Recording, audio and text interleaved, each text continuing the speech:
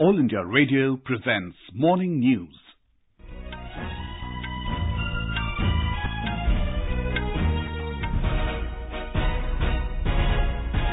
Good morning, I'm Sanjay Mattu. The headlines. Withdrawal of nominations for assembly elections in Rajasthan and Telangana ends. Poll campaign picks up in Madhya Pradesh and Mizoram. Election Commission reviews poll preparations in Telangana. In Jammu and Kashmir, 4 terrorists killed in a gunfight in Anantnag district this morning. President Ramnath Kovind emphasizes the need to strengthen trade relations with Australia. Guru Nanak Jayanti and Kartik Purnima are being celebrated today. And in cricket, England enters final, beating India in the second semi-final of ICC Women's World T20 at Antigua. India to take on Australia in the second T20 of 3-match series in Melbourne today.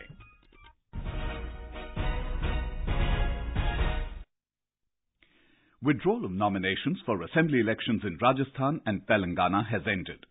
In Rajasthan, after the withdrawal of nominations, 2,294 candidates are left in the poll fray. As per information of the election department, 3,293 candidates had filed their nominations. Our correspondent has the details.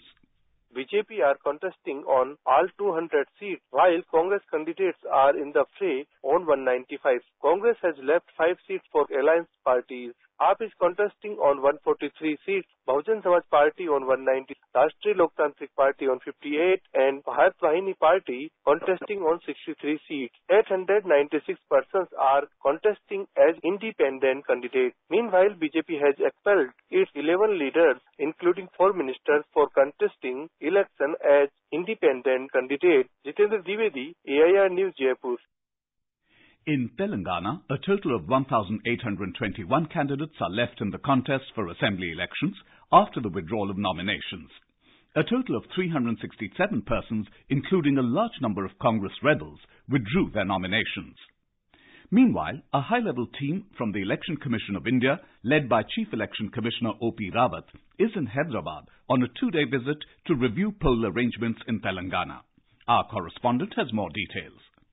This is the third visit of the Commission ever since the State Assembly was dissolved and the early polls announced. Soon after the team arrived, it held talks with political parties. 9 out of 11 national and regional parties attended the meetings and raised several poll-related issues. Except TRS, most of the parties, including Congress, BJP, TDP, CPI and CPM, complained that the ruling TRS is misusing cover and poll officials are taking lenient view regarding implementation of model code. TRS wants Andhra Pradesh government advertisements be stopped telecasting in Telangana. Lakshmi, AIR News, Hyderabad.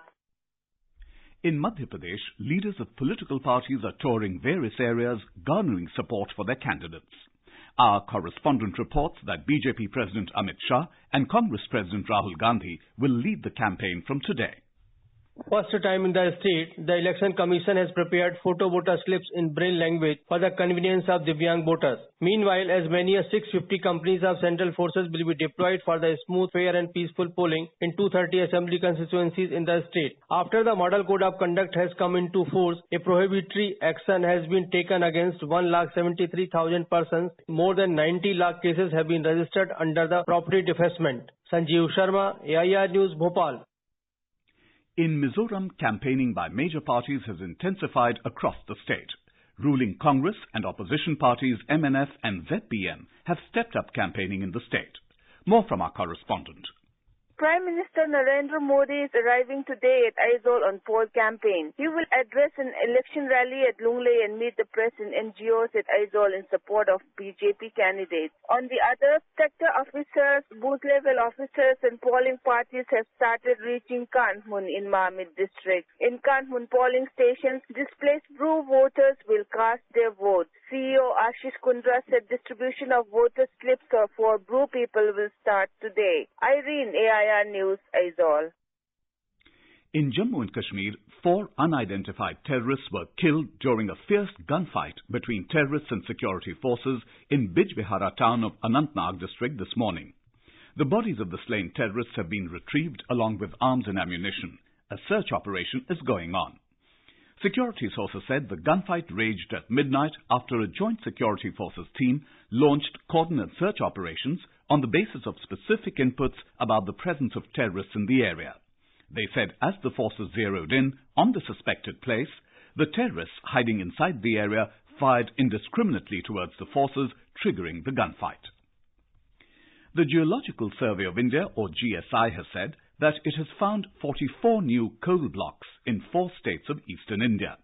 GSI's East ADG R.K. Kisku said that it has located these coal blocks spread across West Bengal's Purulia and Birbhum districts, coal city of Talcher in Odisha, Bihar's Bhagalpur and Jharkhand's East Bokaro and South Karanpura. The ADG said the estimated coal resource of these 44 new blocks is close to 25,000 million tons. He said once mining starts, it will be a massive boost for the economy of the respective states and the country. Out of the 44 coal blocks found, around 15 blocks are located in West Bengal. This is All India Radio giving you the news. For quick news updates round the clock, follow us on our Twitter handle @AIR News Alerts. You can also log on to our website, newsonair.nic.in. President Ramnath Kovind arrived in Melbourne this morning on the last and final leg of his two-nation visit to Vietnam and Australia. Governor of Victoria, Linda Dessau, received him at Government House. Our correspondent says that the President will address students of Melbourne University. A report. President Ramnath Kovind will address more than 500 students who are studying in Melbourne University. There are many Indian students in the university undergoing graduate, postgraduate and PhD program in different streams. Australia is the third largest number of foreign students in its universities. Indian President will also visit Melbourne ground to watch T20 match between India and Australia. Sanjeev Sundaryal, AIR News, Melbourne. Yesterday, President Ramnath Kovind emphasized the need to strengthen trade and business relations between India and Australia. Addressing the Australia-India Business Council in Sydney, Mr. Kovind mentioned the economic reforms and India's commitment to development.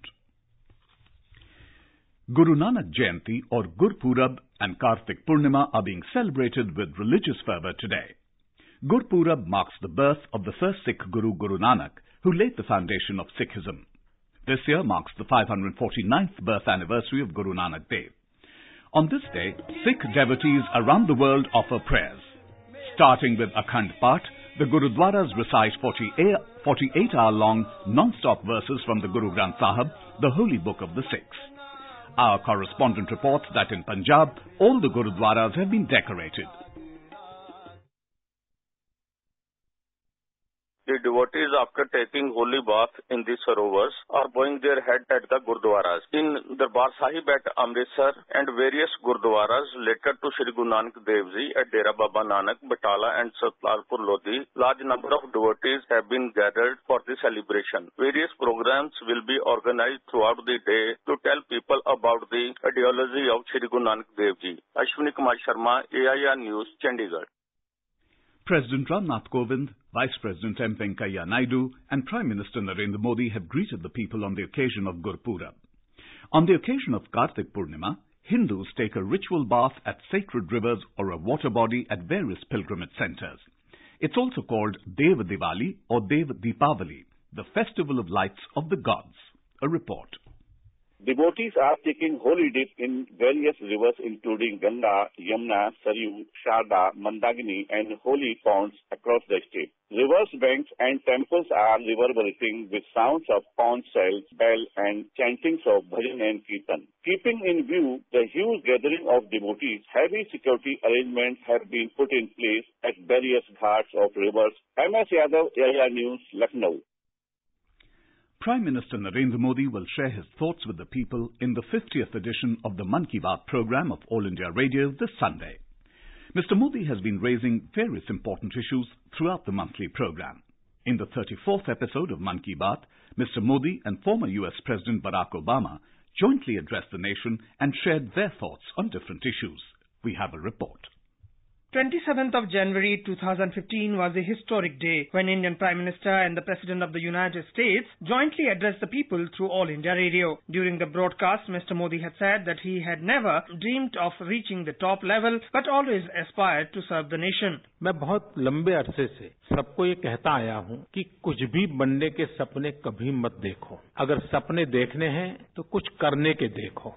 जब कुछ करते हैं तो संतोष भी मिलता है और नया करने की प्रेरणा भी मिलती है। सिर्फ बनने के सपने देखते हैं और नहीं बन पाते हैं तो सिवाय निराशा कुछ हाथ नहीं लगता है। और इसलिए मैंने जीवन में कभी कुछ भी बनने का सपना देखा नहीं था।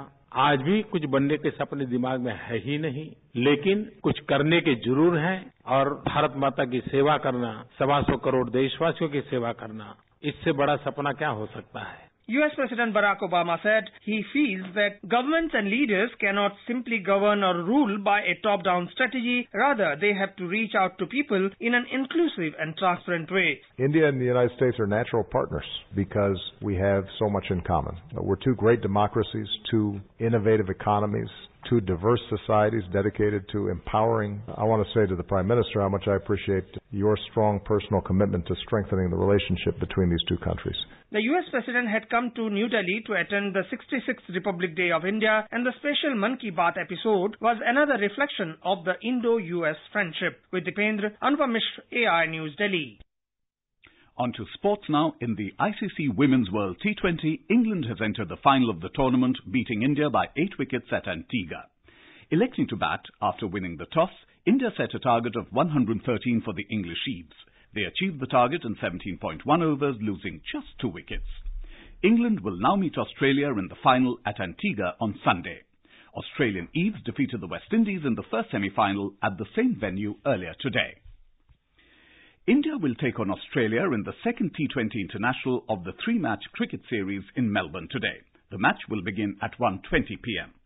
Stung by a narrow loss in the opening encounter, India would like to reassess their playing combination while aiming for a swift turnaround. The third and final match will be played on Sunday. The open-air screening of 6 sports biopics at the International Film Festival of India began in Goa last night with the screening of Bhag Milkha Bhag. The film's director Ram Prakash Mehra, Rakesh Om Prakash Mehra and actor Divya Datta were present at the occasion. And now for a look at today's newspapers, it's over to Lalima Neja Dang. Thank you, Sanjay. Jammu and Kashmir Governor Satyapal Malik's decision to dissolve the State Assembly, even as the National Conference, the PDP and the Congress formed a grand alliance in the state to explore government formation, dominates the front pages. The Asian Age quotes the governor as saying, House dissolved to stop horse trading. The Pioneer reports, PDP, NC, Congress rue murder of democracy. Governor claims opposing ideologies can't give stable government. Distancing the BJP from the governor's decision, the Hindustan Times quotes Home Minister Rajnath Singh as saying, BJP not involved. The press keenly observes the forward movement in Indo-Pak relations to facilitate the travel of Sikh pilgrims to the Kartarpur Sahib Gurudwara in Pakistan. The Indian Express writes, Guru Nanak Jayanti Thaw, India requests Pakistan opens passage for Sikh pilgrims. The Hindu reports letters exchanged to build infrastructure for Sikh pilgrims to visit holy site. On the killing of an American national in the North Sentinel Island by members of the Sentinelese tribe, the Hindustan Times writes, Andaman death, officials fail to spot body, tap experts. Quoting the Ministry of Home Affairs, the Asian Age reports, slain American tourist violated laws, while the Pioneer says American killed in Andamans, not preacher. All the papers highlight the Supreme Court order on a petition regarding the use of ballot papers in the upcoming elections. And finally, news of a renowned tourist attraction of the world, the Leaning Tower of Pisa. The Times of India informs us, Tower of Pisa not so leaning anymore. And with that, it's back to you, Sanjay. Thank you, Lalima. That was a look at today's newspapers. And now, before we end the bulletin, the headlines once again.